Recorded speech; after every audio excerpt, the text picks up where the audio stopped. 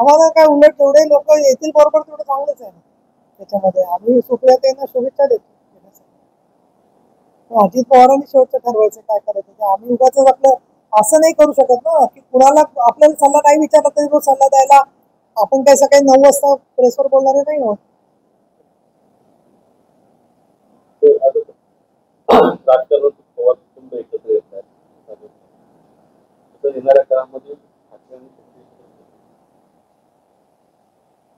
त्याच्यात मी काही सांगू शकत नाही.